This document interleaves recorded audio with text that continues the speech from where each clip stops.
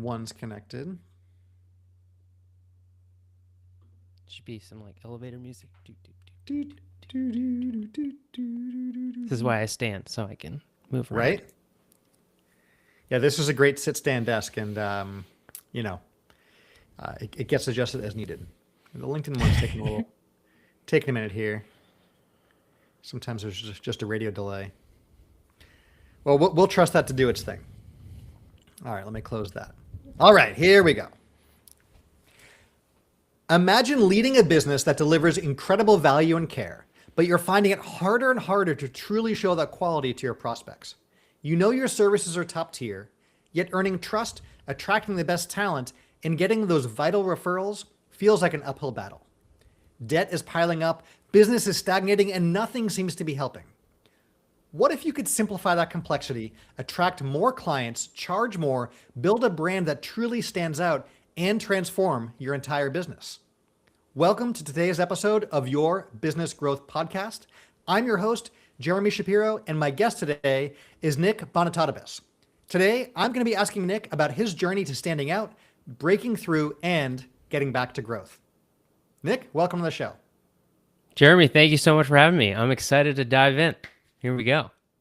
So you've been deeply involved in the senior care space since 2014. What drew you into that industry, and what was the early experience like being in that space? Absolutely. Yeah. So for me, when I was in college, I was really looking for an opportunity that I could be creative, something that would, I loved marketing. I even minored in marketing. It was just something that was kind of my passion. I was even doing catering, during college, when I was considering that line of work. And so an opportunity came up through a mutual friend, one of those things, kind of the stars aligning. Mutual friend introduced me. Next thing you know, I get this job at this company that's, it's called Hurricane Marketing Enterprise. I'm like, great, it's got marketing in the name. This is great. Only to find out later that it was a specific company that was designed in helping senior care businesses, home care specific, to helping them grow and scale through sales and marketing, really just like teaching and coaching. And so it was not something that I necessarily chose. It was something that, chose me, I guess, in this case. And so I was thrown in to this whole industry that I knew absolutely nothing about, basically as my, first career. But you learn pretty quickly as I started going to events, how incredible this industry is. People that are dedicated to helping seniors get the care that they need, and these, seniors that are struggling and having a hard time, right? Just being able to live their activities of daily living. And so, I feel very grateful to be able to serve this niche, and kind of it finding me, because it's been so rewarding. As well, it's been very beneficial from a business standpoint, because right now I don't have any competitors in what I do. So that's another element we could potentially dive into in regards to understanding your niche. Okay, so there may not be competitors now, but rewinding to 2014, it's a crowded industry broadly, right? So what was the gap you saw where you realized you wanted to compete or be different than a lot of the companies in the space? Yeah. So to be direct, right? So my first job out of college was in 2014, working for this organization. Then when I was working for this company, I started to see a need for the things that I was doing for this company, right? I was doing their video marketing, I was doing their social media marketing, I was basically running their entire marketing department. And an opportunity came for me to actually speak at one of their events in 2016. So I went on stage. I'm super nervous, pretty young. Most of the crowd is twice as old as I am, as I'm, jumping into this, right? I was like 24 at the time, and one of the things that I found pretty quickly was, one, that people really loved what I was sharing. And that there was a huge need for the content that I was talking about, right? Leveraging and utilizing social media, creating video. But the issue that ended up arising was that I was only speaking at these events 3 times a year, 2 to 3 times a year. And if somebody wanted to do something, they had to just take what I was teaching and do it.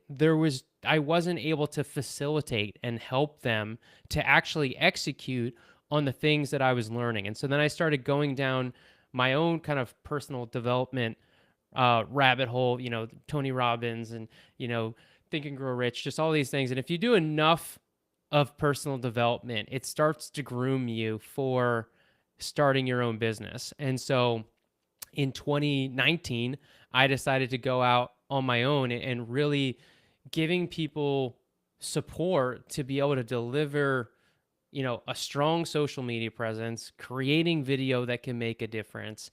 Because again, I saw this need that they just weren't doing it from me giving a keynote. That wasn't enough. And I just felt like, hey, not only can I build the business that I want, but also be able to really support this niche, this industry that's not being served, that other people aren't really talking about, these specific things in this specific industry. So for our listeners, what I'm hearing is you were offering initially the DIY option. You were teaching people how to do it, and then they go supposedly do it themselves. You then moved to the done with you and eventually to the done for you. And this is like a common arc we see in services-based businesses, that you offer the do it yourself, done with you, or done for you. And that's really neat that you're able to expand the offerings along that path. So that's an exciting feeling when you're speaking in front of an audience and giving them the information. It's wonderful if they then go and do something with it, but it's not often you get to see that through. As you were growing with the done with you and done for you services, like what did that feel like as you got to see firsthand the needle move in these businesses and got to see that growth with those business owners? Yeah, and I wish I could say that this happened quickly, but it definitely took some time. So my first actual offer launch was a course, right? I was so excited. I'm going to get money in my sleep. That was the thought process. I'm going to get money in my sleep. I'm going to get this course. People are just going to buy this course. It's going to be amazing. And so I launched. I got some sales. I was super excited. I'm like, oh my gosh, this is possible. I'm making money for myself. This is amazing, right? And what ended up happening, I had continued people buying this course. And then they're like, Nick, this course is great. I'm like, awesome. Where are the videos? I'm like, well, and so that became this theme where I was trying to push this course and just continuing to try and get course sales, which also is a lot harder to sustain, right? You get a sale and then you're like, all right, well, this isn't consistent revenue coming in on a monthly basis. So from a business side, it was a struggle. Then COVID happened. That's a whole nother thing. We won't go down that rabbit hole. But basically, so I started with the course model, and then I thought, all right, maybe if I give them some additional coaching and support, that will help. That will help push them, give them that extra tool, really try and handhold them into this element. So then I started doing some one-on-one coaching, even eventually had a group coaching model, which I loved. It was so cool. I'm like working with multiple owners at the same time. They're collaborating. Things are happening. I'm like, all right, what video are you going to make? All right, they're going to go do this. And then they go, and then they don't show up for the next call because they didn't do the homework, because they didn't make the video. And so I kept thinking there has to be a better way. Like, what can I do? I can't sell no results, and the results only come if they make the videos. And so then I offered video editing services. I thought, all right, well, this is going to make it a little easier for them, just giving them these tools to make it simple. They just got to send me the video, make it happen. I had 2 people buy video editing services. You can guess where this is going. They didn't make any videos. And so it was through this, there was this kind of like the final straw that I had where I knew there had to be something that I could do. And so I had this kind of idea that I called digital directing. And this has really been such a pivotal, action item, because again, the mindset was, how can I get my clients the results as easy as possible for them? And so I'm like, if they just jump on a call with me, I can record with them, and then I'll edit the videos and it'll make it, that much easier for them. As soon as I started doing that, my entire business changed, because it made it that much easier for them to go from having, I have no idea what I'm doing, I don't know what I'm doing, to, all right, all you got to do is show up on a call with me and we will get it done. And that's the epitome of just like really seeing these problems of not what's my problem on my business, is that they're not getting the results. And so to me, that's been such a huge aspect, and I love that in your book too, and just talking about how action and results is such an important element. And so for me, it was just continuing to take these actions that were going to help my clients to get the quickest results and make it as easy as possible. I think to a company we were working with years ago who was going to be adding a coaching program. And there was the idea of guaranteeing results from the coaching program. And thankfully, that did not come to fruition because I was biased as a coaching student, right? I was the one who would always get done what we said we do between sessions and show up with the homework done, the action items taken care of, and ready for, what's next, coach, right? I'm that rare outlier. What we learned is that most coaching students don't actually get things done. And if you try and guarantee a result that's dependent upon something you can't control, that's a really dangerous place to be, right? So, you saw this firsthand as well when offering all the support in the world for someone to get it done, they still have to take that action and get it done. You can only start to guarantee a result when you're the one responsible for producing that result. So it's interesting to see that. All right, so Nick, walk us through, where things went from growth mode to plateau, and you started to feel stuck, and you were suddenly like looking at jobs, like, do I stop this whole entrepreneurship thing? Do I look for jobs? Like, what was that moment like for you? Yeah, so this happened when I was still in this kind of phase of try to grow the course, get it going. I was in the process of moving because I had this goal and this dream to move to San Diego, and I didn't really care about how it may affect the business, and moving to one of the most expensive cities in in the country. But for me, as I just felt like being here would be something that would facilitate the growth. And this was also somewhat around the timing of COVID too. And so during this time, I moved to San Diego. I'm just not, I'm not getting enough revenue to support myself. I think I had like one coaching client that was paying me $500 a month, and then everything else I'm just trying to do like odd end consulting work that's just, random things of trying to utilize my skill sets to get sales in here to just, struggle and get by, even like, racking up credit card debt, everything that was coming with this. And so there was this very key moment where I remembered it was very early on. It was probably one of the first month that I had moved to San Diego, and I went to Indeed, and I specifically looked up a job, and if with less than 5 minutes, I don't know, am I allowed to curse on this show? I don't know. I won't. It's okay. I won't. But basically I was like, nope, I'm not doing this. I'm out. I'm done. I used more profanity, but basically I was like, I'm not doing this. I'm not getting a job. And so it was one of those moments where it's kind of like plan B, and, nope, plan B is not an option anymore. And so when I really made this decision that the only option was my success, that was a really pivotal moment for me. And I always love that story of just choosing me and being like, no, entrepreneurship is for me.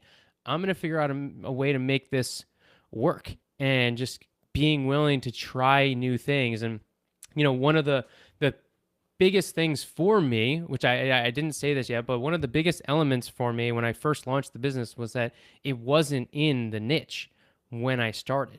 I was like, I'm going to help all small business with video marketing. Classic mistake. Don't be me, right? Find your niche. And the worst part was I had this niche. I even had a friend specifically say, you should probably, do the senior care niche. And I was like, I don't want to get stuck in this, blah, blah, blah, blah, right? All these things that you say. But when I finally did decide to niche down and focus, things that was like one of the pivotal moments of my success was, okay, this is my core audience. Because what ends up happening is there was people that I knew that started referring me that weren't referring me because I wasn't in the niche. People want to work with people who are in the niche. And I remember I had one specific customer, they had signed up for my group coaching. I'm like, so why'd you decide to move forward with me? She's like, oh, well, you know the industry. I was like, that's what every person wants to hear. They want to know that you understand their problems. And if you're not in a specific niche, then you don't understand the key problems that your customers are having. And so that was kind of the first step in really things starting to move along, where I was able to build relationships and new opportunities kind of started to come from that point. So a lot of business owners are actually afraid of this idea of niching down, especially early on when they are going wide. And they feel like if they choose a niche, they're saying no to all these potential prospects. Talk to us about that, thought process for you and how you had to learn that the hard way, like you're just talking about now. Like, how did you choose the niche and find comfort in knowing that not everyone will be attracted to the specificity you chose? Yeah, it's one of those things where when we start our business, we feel that the wide net will make our life easier and better in acquiring customers. Like, oh, well, if I have a bigger niche, it'll be a bigger pool and it'll make it easier for me to get sales. But what ends up happening is, again, you're not able to get people to get on board with you because you're not specific to what their issues were. And what was funny for me was, as soon as and this moment happened where I had two niches that I wanted to choose from that I couldn't choose from. And this is one of those elements where you really have to pay attention to your intuition. And I can't even think of another time that this ever happened in my life aside from this one moment where my intuition was screaming at me in the face. And this was, I had this kind of idea of either working with coaches and course creators to do video marketing or do video marketing in the senior care space. And I would go back and forth, and I'm like, I'm going to do for coaches and course creators.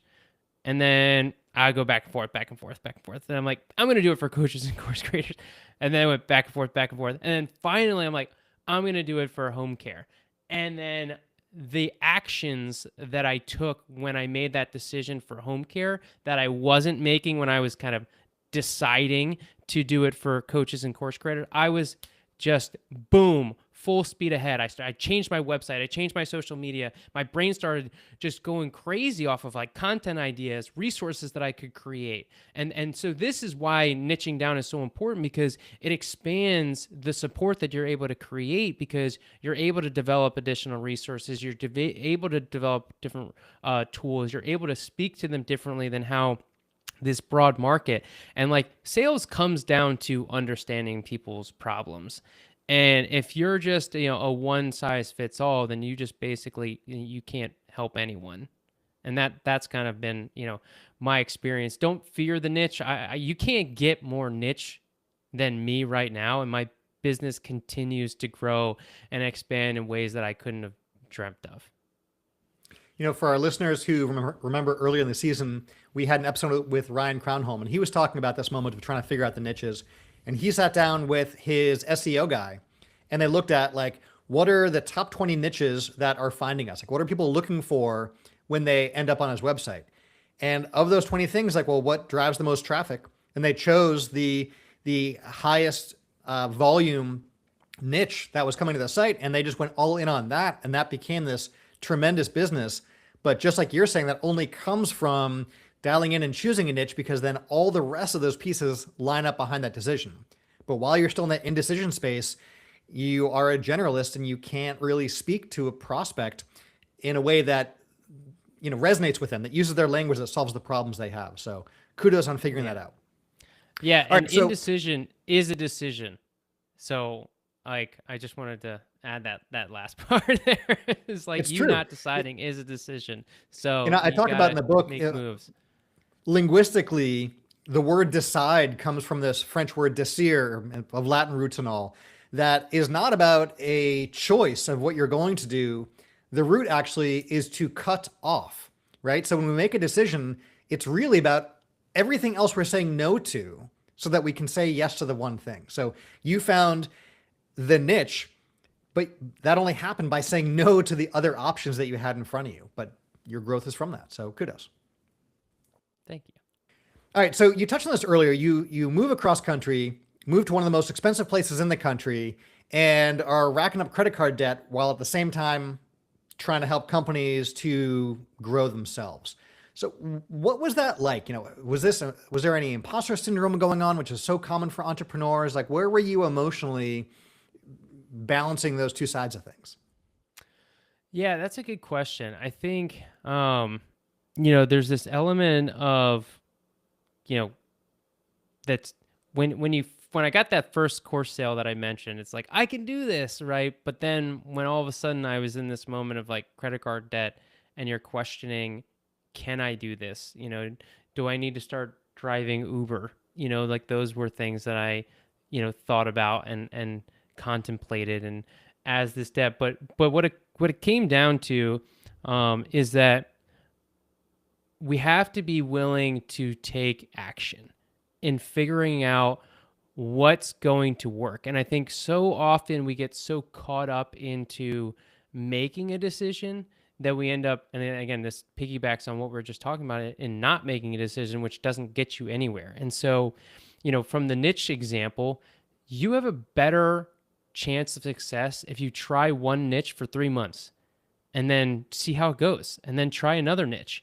And I think when it's our business, we feel like these decisions are so concrete, but when you think about anything in business, nothing is concrete in your business. It's by design. You can create your business however you want, and you can tweak it, you can change it, you can pivot, you can adjust. And so the quicker that you take action into, all right, I'm going to try this and see how it goes, instead of saying, I don't want to make a decision because I'm worried about getting stuck in this. You can make the decision, have success, and then be like, I don't want to do this anymore, and then still make another change. Even if you had success, like, it doesn't matter. It's your business, and if you've pivot once, you can pivot again. And there's tons of stories of entrepreneurs that I've heard of, right, that made these huge pivots in their life, thinking people are like, you're crazy. Why would you make this change? You're already successful. But you can make these changes and tweaks. And so being willing to try different things, right? Like, I was doing webinars, I was going live, I was email mark. I'm just trying all of these different things to see what's going to, create the greatest results. And that's how we succeed, is basically how quickly can you fail? Yeah, what you're touching on there that is so powerful for our listeners is this idea of testing. And so many business owners I know, myself included, the pivots often end up launching the next phase of business that totally eclipses the thing you were doing before. The little side idea, the little, new product launch thing becomes the bigger thing. And we only figure that out by trying. And so the more we can test a product idea, test out pricing, test out marketing language, images, any of this stuff, right? The faster we can learn. And it's not about avoiding failure. It's often about getting there quickly, learning the lesson, and then leveraging what we learn. And you did that again and again, Nick, and I think that's really fantastic. So let's talk about that optimization a little more. We talk about funnels all the time, right? And looking for where the leaks are in your funnel. And this is something that you did in your business as you continued to iterate and test. What were some of the things you found in your funnel that you were able to test and improve, again and again? Yeah, I mean, I think, and this is, it has to do with the funnel, but it's not necessarily an answer that you may expect. And I think one of the most impactful things in order to generate business, right, is we have to make money, right? And in order to make money, we have to make sales. And in order to make sales, you have to be aligned with your offer in what you're delivering. And I think sometimes people get caught up and they're not sure about what they're selling. And if you aren't sure about what you're selling, it's going to make it a lot harder to get sales. And one of the things that that I was actually avoiding early on, and I hired a coach, and it's funny how these little things can make such a huge impact. Where I was trying to build out this funnel. I so desperately wanted to have this evergreen built out where I had this free training and someone goes to this free training and then they buy the program like through this funnel and nurture sequences and like how can I optimize this webinar or this free training that's going to drive the greatest results. Well, one of my coaches just said, you need to get on more calls. Simple as that. And so there was so often where, again, I was sales averse. I was nervous about getting on calls. And all of a sudden, my coach says, you got to get on more sales. And so I stopped taking people to my lead magnets and I just started getting on more calls with people. And so through that process, you start to, again, learn by doing, where I was figuring out what my customers were struggling with, what their objections were, what was happening, right? What's going to get them from one place to another. And even that time, I used to get so nervous to jump on a sales call. I'm worried, like, are they going to buy, especially when you're in this state of desperation where your credit card debt is piling up and you need to get these sales really bad. And so when I had that alignment in my offer of like, this is really great, again, but it took these iterations. It wasn't until I had this big package that included coaching, included the video, the digital directing with the editing services that I thought to myself, this is it. I know that I can get them from where I want them to go or where they are to where I want them to go, because all they got to do is just show up with me. Like, I can do this. And so it was the delivery, it was the offer that actually made selling so much easier, because now I had this new refined confidence on what I was offering. So again, having that alignment in your deliveries is going to help all areas of the funnel. And I think in my case, right, we're so often trying to tweak the online funnel where, are you fully invested in understanding what your customers' problems are? Because the more that you just are getting on phone calls, that's going to help you to help all areas of your marketing effort, from strategic content that you're creating, from email marketing. And so we need to have that clarity on our key target customer and what they're experiencing to even be able to fully market to them. So again, I think that's a key element is, being aligned with your offer, but also being aligned and understanding your customer from all of the different aspects of what they're going through on a regular basis, what their struggles are. Again, you don't know this if you're not in the niche. So this is like full circle. You can't get all of this information in a broad perspective. When we talk about niches, I think too, many of us can relate to being at a networking event or getting to know someone somewhere. And I remember talking to this realtor, and I asked him, like, it's amazing, you're a real estate agent. Like, are you working with buyers or sellers? And his answer was like, well, yeah, buyers and sellers. I'm like, well, are we talking like single families or condos? Are we talking multifamilies? And he's like, I do all of those. I'm like, well, which zip codes or which cities do you specialize in? And he's like, well, the entire, area, anyone, anywhere. And like, I am trying to figure out who I can refer to him. And he's giving me nothing to work with. He is the biggest generalist. And I can think of any other realtor to refer someone to based on their niche or area of expertise. And so often when I'm meeting someone and hearing what pigeonhole they're in or industry, I want to know how they stand out so I can refer them business. And he was doing me no favors in that regards. So you figured out your ideal client, which obviously makes attracting them so much easier. So the two things I just want to clarify for our listeners there are, one is you figured out who that ideal customer profile was. And two, once you did, you were able to have what we call congruency from the title of that page to the landing page to the images to the words you have to the offer to all of it, simply by building on that niche. So let's click into that for a sec, Nick. You chose this new path of dialing into this niche, which also gives you some flexibility in how much you get to charge and adjust how much competition there is. Two really valuable things. How much did you focus on niching in and working with the traffic and the prospects you were already attracting versus just trying to feed more generic prospects into that funnel?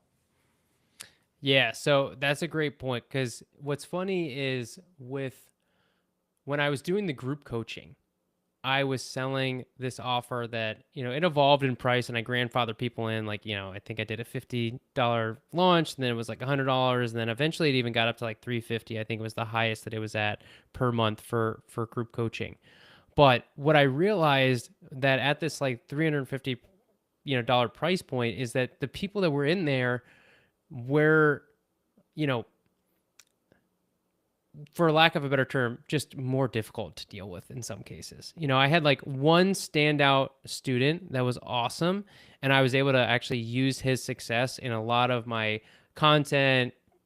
He was one of those people that you were talking about earlier that just like went off and did it, and he like started making videos and he started doing it. I was like, oh my God, okay, I'm going to lean into Jonathan. Thank you. You're my poster child now. And I was able to kind of use him as that kind of successful key, point of contact. But, one of the things when you're going through this aspect of where your customers are kind of struggling themselves, it becomes not as ideal. And so what's funny is that when I shifted my program to more of this kind of done with you, where I had these customers that, and some of the examples, like the people that bought the editing services that I mentioned earlier, like those were the ones that could afford a higher price, and those the ones that paid me without much resistance. I'm like, oh my gosh, is this possible where I can charge more and these people are actually paying it without resistance? Like, how is this? How am I struggling to sell a $350 a month coaching program, but all of a sudden I start offering thousands of dollars of packaging and it becomes easier to sell? And so that became very clear as I kind of crafted this bigger package that was more of like I think it started at 6, and then eventually it was like 7. And I'm this is a side note. I am always increasing my rates. How can I add more value, but then also increase my rates? And so it's increased over the years where now it's a 12K offer. And so you can kind of see how it's developed and how I've added more value into what I'm offering. But it's funny is that I find it easier to sell the $12,000 package than it was to try to sell that $350 thing. And I'm also, when a customer comes to me and they're saying that they, where they're at in their business, I go, I totally understand. Here's where you need to go. And so, and that's something I hate that this has happened so many times, but I refer to someone else and I don't try and sell someone something and they thank me. I hate that people are thanking me for what I'm doing is what I think everyone should be doing. This isn't something that I deserve to be thanked for. I don't think people should be thanked for just doing the right thing and not trying to sell something to someone that isn't right for what you offer. And so once you really understand who your target customer is based on revenue, because that became part of my clarity and understanding like where they're at. So when I'm asking qualifying questions during a consultation and they're at a lower level, I'm like, I'm probably not even going to pitch them. I'm probably not even going to ask them what it is. I'm gonna pass it along to other people that I know in the industry, right? And it comes back to what you said earlier about referring.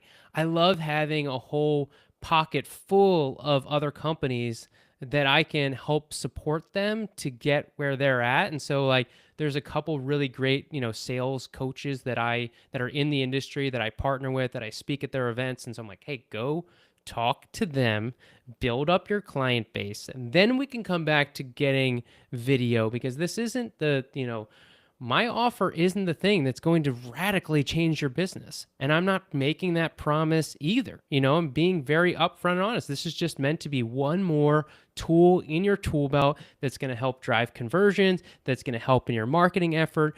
But if you're not doing these other things that these sales coaches are talking about, then what I'm going to do is not going to help you. And we're just both wasting each other's time. And so that was kind of a big aspect of, again, getting that clarity on the offer, because then you start to see, all right, well, who can afford who has the time to get on these calls and create this content with me, right? And you start to get really excited about those customers that you like send them an invoice for thousands of dollars and they pay it. And you're like, man, I didn't know that this could exist. And it's such a beautiful place to be in. It really is. And there's three things you touched on with pricing that I jotted down that I want to highlight for our listeners, right? One is that it's okay to increase your prices, and you actually should. But two, there's a difference between increasing pricing arbitrarily and increasing the value that you're delivering in line with that.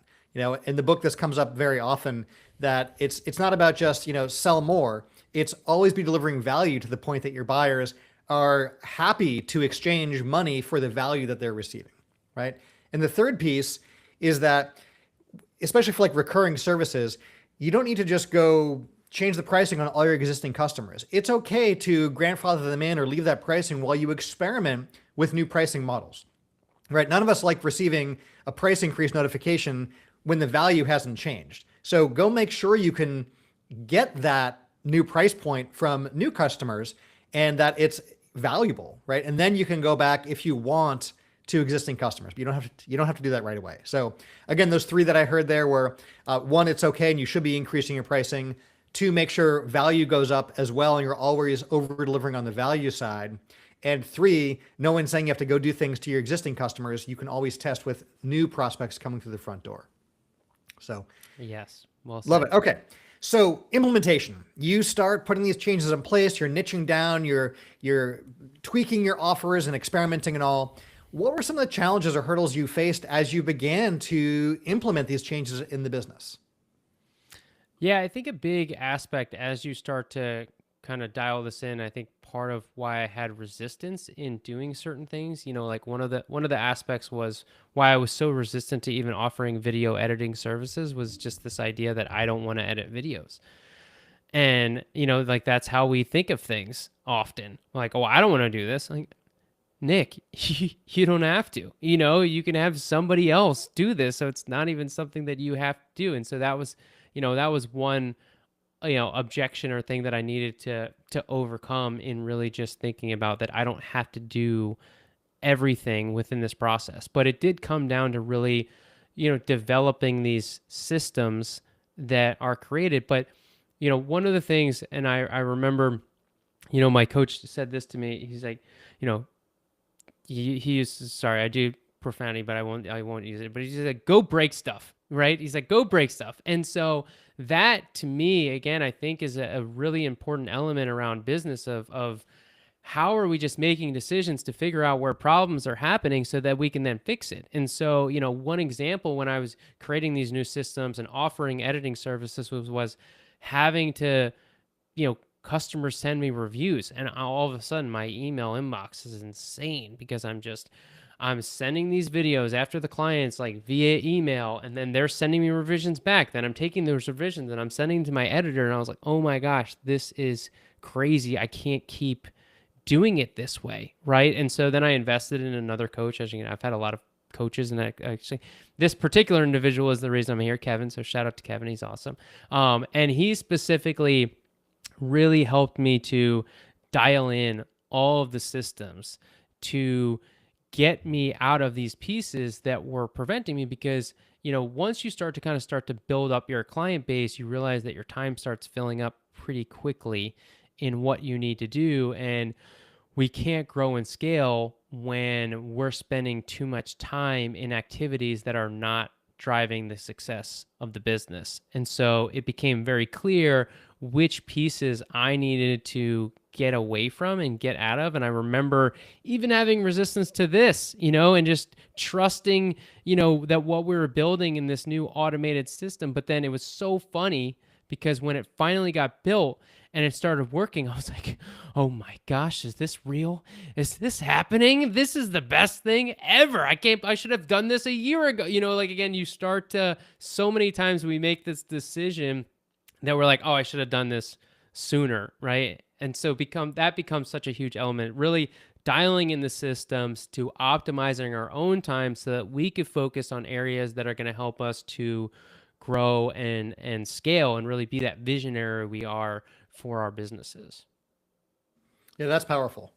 So, as you look forward, beyond just that implementation phase, you aren't just looking at gross revenue, but the profitability piece is also important. And you touched on some of this in terms of, buying back your time and the things you're not doing and someone else is, or that you're just not even offering, right? So after you dialed in your conversions, you increased the pricing, changed up the offer and all, how did that impact not just your gross revenues, but how did that help you on the profitability side? Yeah, it's you start to look at things from how you're pricing things when you're not doing them either. And so like that became an avenue where, I leverage and utilize virtual assistants in how we can look at like, all right, well, how long is it going to take them to do this? And then I'm basically just, increasing that price on base the time. And so when I actually started not doing the task, all of a sudden I started making more money because I was charging for someone else to do it. And I was charging, what I would probably, if I was paying myself, way more than what I was charging my customer. But now I was able to charge less to the customer, but I'm not the one doing it. And now I'm making more based on the margins and the difference between how much I would pay myself compared to how much I have to pay them for the actual service that I was delivering. And so that became really clear when I was looking at my prices and looking at my margins of being, like, these margins are looking pretty good. Like, how can I, double down on this aspect? So like the way that was unique about my offer is that mine's, part coaching, part services, right? So there's an element where I'm working with them, I'm coaching them, helping them to plan out content, and then there's an element where we're editing the videos, optimizing their YouTube channel, creating YouTube thumbnails, creating flyers for them. And so from that standpoint, like the coaching to me was always like, all right, well, that's like my money that I'm paying for myself per hour. But then the other side had a lot more flexibility into like what I was charging and how I could charge based on my team and what they were executing on. And so, but the element too is that when you dial in the systems, that now I'm not doing that task and I'm not sending emails, all of a sudden it was the thing that was giving me the biggest headache that I'm like, I don't want to do this anymore, right? Where you're like, I don't want to offer video editing services because I can't send emails like this anymore. It's like, well, there's probably a better way. And then when you do unlock that better way, you start like floating a little bit off the ground. And what I'm hearing there is that when you simplify what the offer is and you create a repeatable system, now someone else is able to execute that system, which not only frees you up, but also provides a level of consistency for your clients as well. Powerful on both sides. Yeah, I was forced to develop the systems, right? And like that's kind of what sometimes happens where, when you're all of a sudden filled up and you're like, well, all this is in my head, and like, well, you got to get this on paper, and with ChatGPT, it makes life so much easier to, develop systems based on getting things in your head into SOPs. And so I realized that the superpower was the more that I started creating SOPs, the better my life became. And there's a correlation between me creating SOPs and delegating tasks to my overall happiness and well-being. It's amazing the direct connection there. All right. So if you're talking to a newer entrepreneur, right, they're at that spot you were years ago. Maybe they're feeling buried in debt or they're considering just quitting and finding a job. Like, what advice would you have for an entrepreneur who is feeling stuck like you were and maybe can't see that light and the future for where you are now? Yeah, I mean, I think everyone's situation is different, but I think there's an element of, what are you willing to do to be successful? What actions are you willing to do? And so if you're, because what I find sometimes is I've seen this with entrepreneurs is that they're just not doing the action that things that people that they're listening to are doing. And so when I think about the success that I've had, I'm like, I'm just doing what people tell me to do. I'm not reinventing the wheel here. I'm not doing anything different. It's just I follow coaches and they tell me to do the thing and then I go do the thing and then I see the success. And so it's not rocket science. There's a lot of people that are just consuming all of this content, whether it's podcasts or reading books, right? Watching YouTube videos. But then they're not doing the thing. They're not taking the action. And so if you don't take the actions, you don't learn. One of my favorite quotes from one of my coach was like, action creates clarity. And so if you're not sure what to do, it's because you're in inaction. If you start to take action, the things will align, right? It's like the path reveals itself as you take more steps closer. As you start to walk up these steps, the proverbial steps that you're walking up, you realize that, oh wait, now there's all these other doorways that I didn't see before that open up because I didn't take these first couple steps. And so if you're listening to this, you're like, oh, well, I never tried niching down. We're like, all right, well then, go try that. Like what haven't you tried that you've said that you should try that you continue to not try because you're coming up with reasons why it won't work, but you didn't actually try, so you don't know if it will work or not. It's always easier to find reasons something won't work than to just go do it and see what you can see. It's like, waiting to pull out of the driveway until all the lights are green between where you are and your destination. The path reveals itself, like you said. You get to an intersection and the light goes green. Maybe it's red. That's okay. Then it goes green. Maybe there's construction, so you take a turn. It's okay. The point is you've still left and you're on the path and you're going towards that destination, as opposed to sitting and waiting for all the things you can't control to line up and show you the path that's clear. So to sum that up, folks, take action. Action brings about clarity. Love that, Nick. All right. So knowing what you know now about fixing a leaky funnel and having done this for your own business, what would you have done differently at the very start when you were getting going and starting to grow?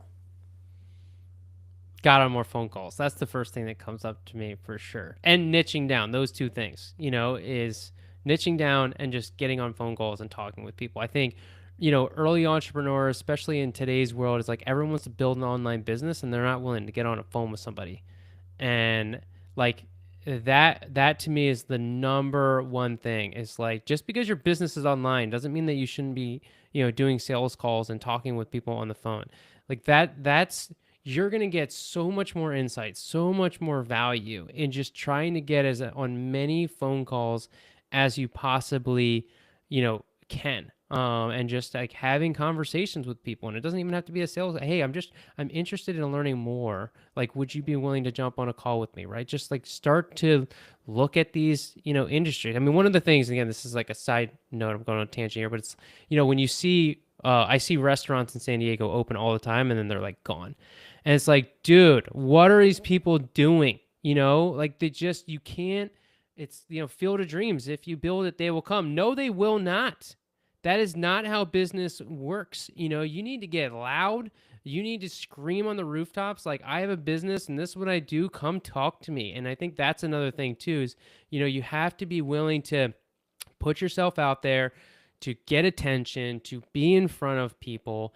And like, that's what it takes. The people sometimes that are the loudest are the ones that are the most successful, because people know what they do. People are seeing them on a regular, consistent basis. They know what they do, right? I love that element where you talked about, it's kind of, circling back to what you said from a referral standpoint. You want to get more business, you have to be clear on what you do and who you serve, so that referral partners can then refer you very clearly. If you have friends that like know your business and they can't directly tell people what you do, then you're not doing a good enough job.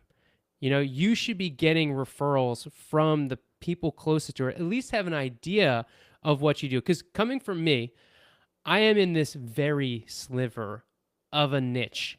And I have people reaching out to me, friends from high school, saying, hey, Nick, do you have any home care companies that you recommend? We need it for my mom. So I know that I'm doing it right, because I'm getting these very, obscure people. Like my brother even like stumbled upon some person that a home care agency is like, hey, my brother helps home care agencies. Like, are you doing any, right? So like, we have to make sure that we're clear on what we do, and then everyone that we know knows exactly what we do. Beautifully said. So to recap for our listeners, you move from the edge of returning to a corporate job and facing heavy debt to cleaning up your sales process, refining your products, and confidently raising your prices to build that life of true freedom and impact. Is that right? Yep, sounds right. Yeah, I like to say that I quit my dream job so that I can create my dream life. Ooh, I like that, Nick. All right, so for our listeners who want to learn more about you, where should they go right now, Nick? So I'm all over the place on social media. That's, I would say right now, I think LinkedIn is one of my favorite places to hang out more. I've just been leaning more into that. Nick Bonitatibus, there's not many of us out there, so it's pretty easy to find me, which is definitely nice. Fantastic. We'll have that in the show notes. That's mostly where I hang out as well on LinkedIn. So in our posts, and if you're listening to this or watching this, you'll have that link right over to Nick there as well. Nick, this was great. Thank you so much for sharing with us your journey and how you grew, got stuck, and then broke through that plateau and got back to that growth you so deserve. Congrats on the success, and thank you again for joining us.